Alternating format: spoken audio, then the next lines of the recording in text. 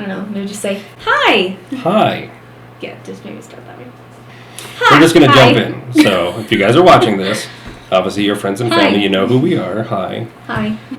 If you don't know us, I'm Erin. I'm Karsten. And we've been married for 7 years. Almost 7 years. Yeah, a couple weeks. And this week.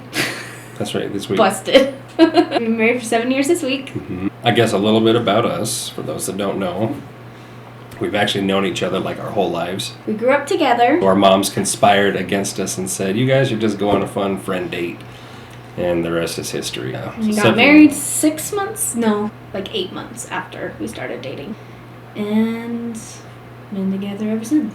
About 4 to 5 months after we got married, we kind of felt like we wanted to maybe start trying to have a baby and start our family. And it took us 9 months to get pregnant with our oldest. So we found out we were pregnant with our oldest in March of 2015, and then he was born on Thanksgiving Day.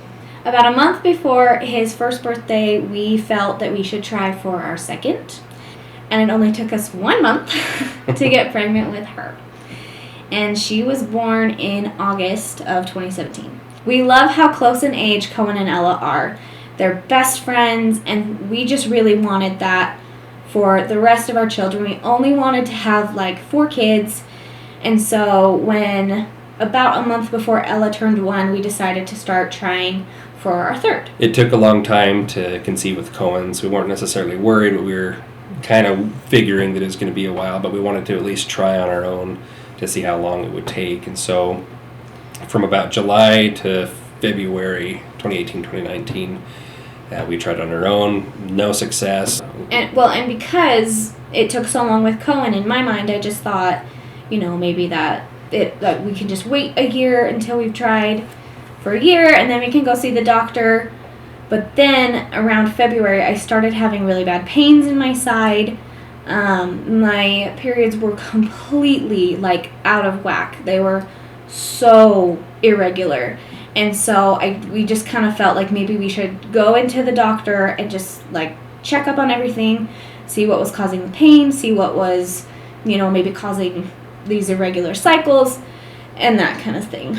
We went in to see the OB in that month in February, and he did a few tests, not very invasive, just a few small things. And he basically just, kind of discovered that my body wasn't ovulating, and I had cysts on my ovaries. And that was what was causing the pain, but they weren't big enough to surgically remove. He wasn't really worried about it, so he just kind of sent us on our way to hopefully things would even out and stuff like that. And he also prescribed me to do 1 month of Clomid. He wanted me to try it, so we only did 1 month worth of that. I was supposed to start it in March, but we went to Disneyland and I forgot it. And I was supposed to take it while we were at Disneyland, so we ended up trying it in April. Nothing really came of it, and I'm really stubborn, and so I said, I'm going to do this on my own. We can do this. And so we just decided to keep trying from there. I came home from work one day in October 2019, and Erin's like, I've got an early birthday present for you. So I came home, she had this little rectangular box, and she's like, I know it's a month before your birthday, but you had mentioned how much you want it. And so I'm like, sweet, getting my watch. And I open it up, and there's a little pregnancy test that was the positive, and I'm like, oh my gosh. I was so excited. Fun. It was very cute. And she was acting kind of weird, so I had this vibe that she was recording me, but didn't know if she wanted my reaction. But anyway, it's a cute little reaction. I've been super sneaky about it. Super last minute, it just got here right before we got. So that's why it's in this box, because that's the only box I had. But it was fun.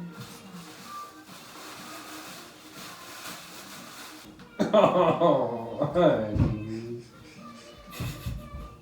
I just took that. Just barely? At 6:30.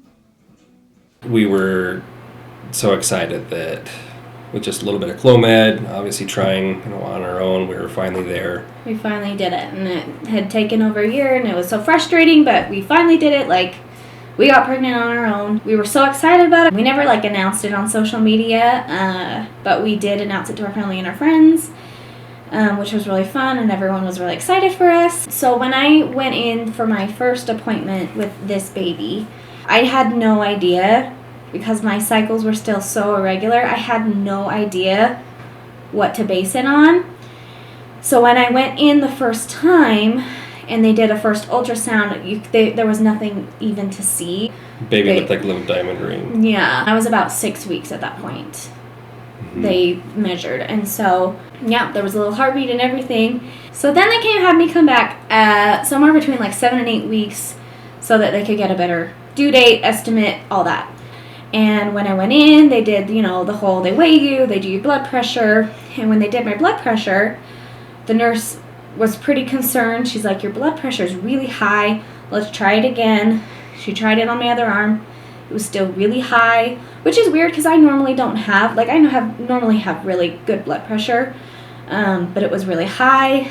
And I thought maybe it was just because I was excited or anxious or nervous, And she just seemed really concerned about it.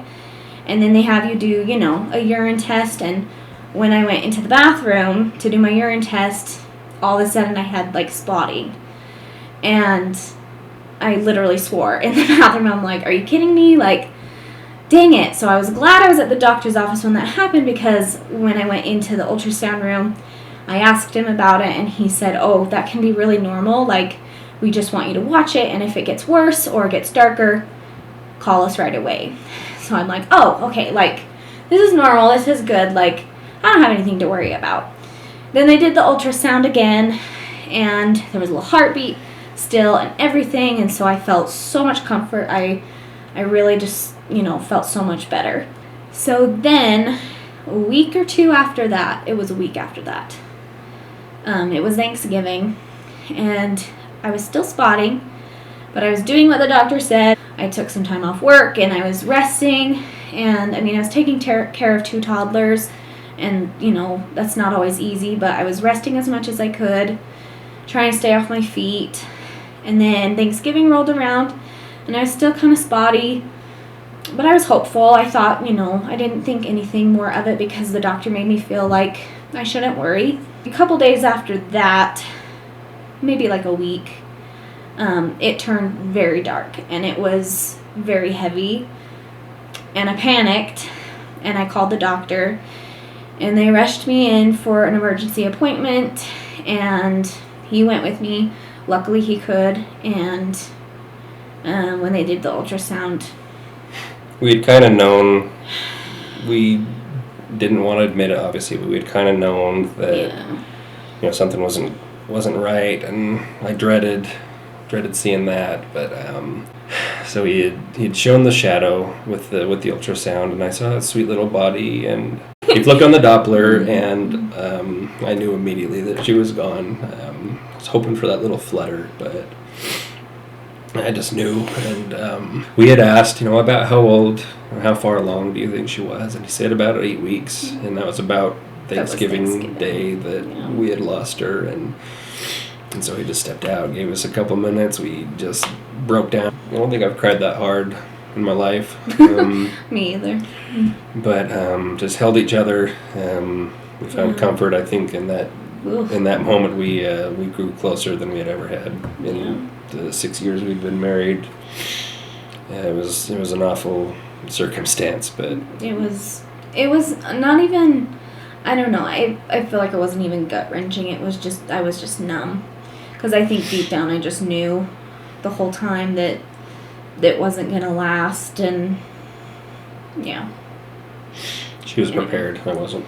Yeah, he wasn't prepared, but I think something prepared me for that.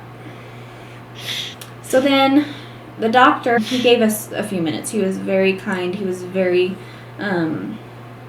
gracious about it. And he came back in like 10 minutes later, and then he just kind of went over our options with us. He asked if we wanted to, just go home and do our thing at home, if we wanted to do medicines to make it kind of go faster, or if we wanted to do a D&C. And in the moment, we just didn't really know what we wanted to do. We were just so numb by everything. We just weren't sure what we wanted to do. So we decided to think it over, and we went home and we talked and prayed about it a lot. And then it was probably 2 days after that, we decided that we were going to do a D&C. So we did our D&C on like December 3rd is when it was. I felt like it was a good experience. I felt like the doctor was just so compassionate that it just made it feel, I just felt very comforted. Every nurse, every doctor, every anesthesiologist that I saw that whole day were so kind, and they, held my hands, and one cried with me, and it just was a good experience that way. I felt like it made a really awful day a little bit better because of how they treated me and how kind everybody was. It made it a good experience, and it gave us a lot of closure.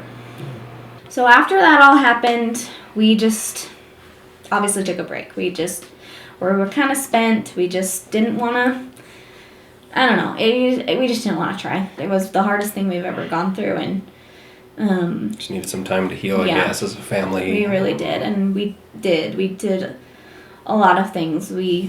Retail therapy. Yeah. Lots of retail therapy and lots of chocolate, and that's what got us through it. But we just decided we didn't want to waste any moment. We just spent all our time with our kids, and I really feel like that helped us a lot. And it was hard. I mean, it took us probably a year to get over that. But we took a break for probably realistically 3-4 months. Mm-hmm. We took a break from trying because we were just spent. And then it just kind of became a thing okay, we feel like it's time, maybe we need to continue this because, we had been told having a D&C can be almost like a reset button on your system, and it can really do wonders for you, in getting pregnant again, which at the time was the most terrifying thought. I was so scared to get pregnant again, but I wanted to get pregnant again so bad. It was just a weird feeling. So it was early 2020 once we decided to start trying. So that was when everything happened, right?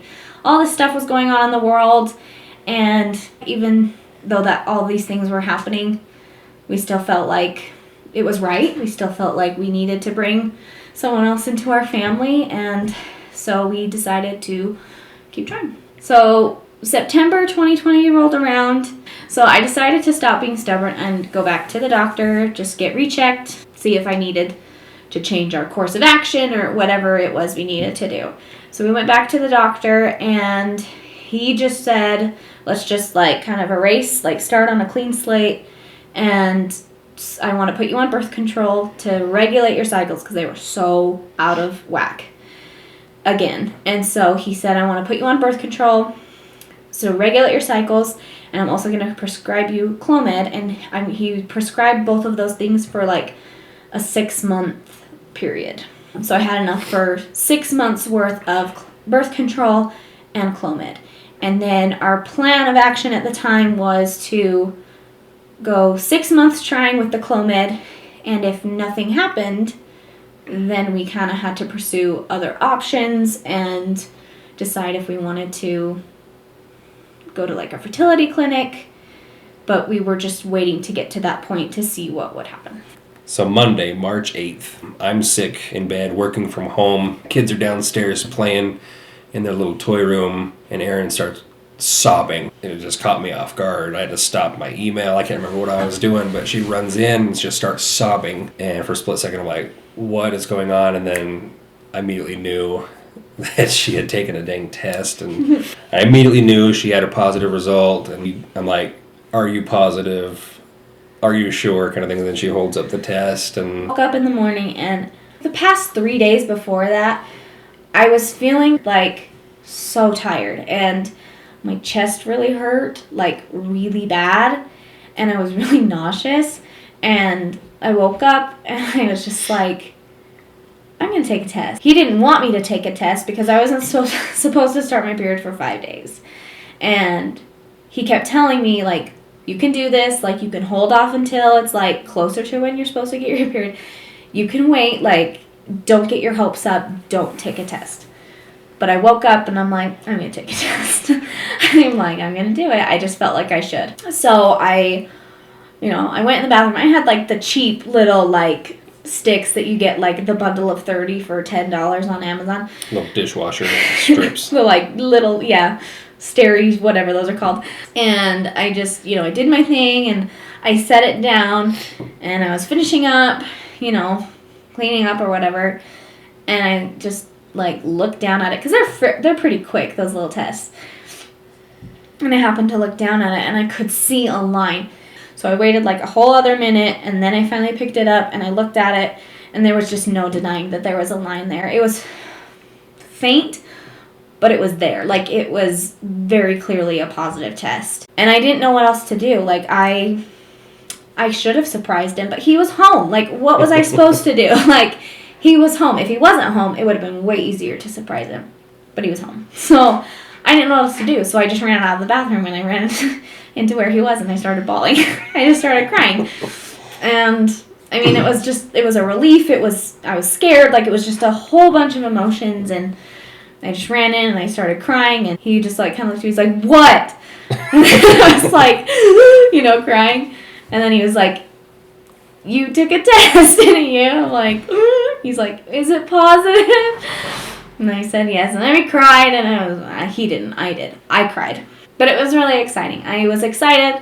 I was scared, though. I mean, I hadn't been pregnant since our miscarriage, and so it was kind of a scary feeling. But I was more excited than scared. I just felt really good about it. We didn't want to say anything. Yeah. We just wanted to keep it to ourselves as long as we could. We didn't tell our kids. We didn't really say anything. If something were to happen, trauma, we didn't want to go through having to tell everybody we lost a baby again, because that was probably more traumatizing, telling all of our family that we lost the baby than anything else. Like, it was really, really hard to do that. And so we just kind of felt like we didn't want to go through that again if something bad were to happen this time around. We tried to keep our emotions and vibes positive for the baby, for Aaron, for myself. And so it was like a week after we actually started. So I work with my mom, and so it was kind of hard because I was kind of in a hard place because I was feeling really sick. Like, I've never felt so sick so early with Cohen or Ella or probably any of them. I was really worried about not telling her because she knows me so well. Like, she can pick up my scent. Like, she just knows if something's up without me even having to say anything. And also, I didn't want her to, like, catch me at work, like, throwing up or something, and being sick or not feeling well and not telling her why I wasn't feeling well, and then she figures it out anyway. So I kind of panicked a little bit, and I just ended up telling my mom while she was at work with me. So then I told my mom, and I felt bad, like, not, like, waiting to tell my mom and my dad together, but it just was kind of hard because I didn't know. I was just kind of in a hard place with, like, my job versus, that. So I ended up telling my mom so she knew why I wasn't feeling good, basically. We'll probably do a whole separate video next, putting together, like, us telling our family and our friends that we were expecting. It was really fun. It was really funny. But we ended up telling our family, like, on Sunday. So we almost waited a week. We became more excited than we were anxious or scared. We just have felt this whole time like it would be different, like things were going to work out. And so we just decided, let's just do it.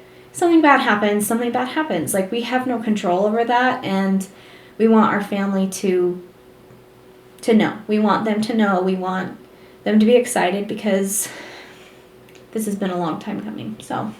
So we're due in November. I have C-section babies, so it will probably be a little bit earlier than our due date that we're expecting.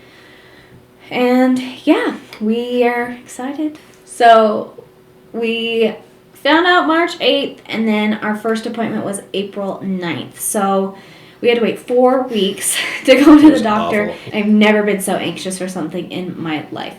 So we went to our first doctor's appointment, and that's where we're going to leave this. We're going to kind of keep our little saga going. We just felt like this is something we really wanted to document, just because, not just for us, but the entire time I was trying to get pregnant, I really valued getting onto YouTube and finding all these other women going through something that I was going through, and them talking about it and being honest about it. And we kind of just felt like we wanted to do the same. We want to document what we're going through. We want to document this pregnancy because we never have, and I would give anything for us to have done this with our first 2. It's mostly for us, just so we have dates, times, memories that might wash away in the future. So it's mostly for us, but if we're able to help somebody else on their journey as well, like we've been helped with other moms, other families, that'd be awesome if we were able to help somebody else, or at least give comfort to somebody else. So, because we know how it feels. We know how it feels to try to have a baby. We know how it feels to have secondary infertility that's not really explainable. We know how it feels to have a miscarriage, and I just know that there's women that suffer in silence, and I don't know if I could, anything I say could give someone comfort. I want that, because I've had that. Like, I've been able to turn on YouTube while I've been in the bathtub and, watched all these women go through what I'm going through, and it really makes me feel like I'm not alone in what I'm going through. And the same with pregnancy. Like, I just would love if somebody just saw this and they're like, oh, I'm pregnant too, like, and you follow each other along, and I think it's just fun to do that. And it has been a lot of fun following other people too. So, like, share, subscribe. If you want. If you want. I mean, we're not looking fine. for it, but if you want to follow our journey as well, I think it'd be a lot of fun to be able to just document on a weekly basis or whatever. Yeah. What we're doing, what we're going through. Our whole pregnancy. The good, the bad, the ugly. That. Yeah. And if you want to ask us questions in the comments, we'll do what we can to go over them and answer them in the next videos. Anyway, we'll catch you in the next video, and we'll look forward to documenting our next little part of our journey. So stay tuned to see all of our family and our friends' reactions to finding out we're pregnant. It'll be fun.